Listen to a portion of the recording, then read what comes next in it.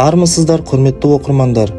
Шымкент қалалық көзі көрмейтін және әлсіз көретін азаматтарға арналған арнайы кітапханасы бүгін сіздердің назарыңызға кітапханамызда орналасқан компьютер сыныбының тифлопедагогы Ахатаев Ғабит зағип оқырмандарымызға компьютер сауаттылығын үйретуден бөлек, қазіргі заман талабына сай тапшы сұраныстар әлеуметтік порталдың әлеуметтік қызметтерін алуға, яғни рәсімдеуге көмек береді. Олар атап өтсек: ЭЦП электронды цифрлық қолтаңба, ЕГОВтан алынатын түрлі анықтамалар, қажетіне қарай түрлі тифлотехникаларға тапсырыс беруге, сауықтыру, оңалту орталықтарын таңдауға, ем-дом қабылдайтын түрлі шипажайларға кезекте тұруға көмек беріп өз көмегін ұсынады.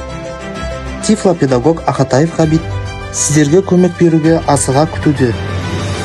Құрметті оқырмандар, арнайы кітапхана есігі сіздер үшін әрдайым ашық.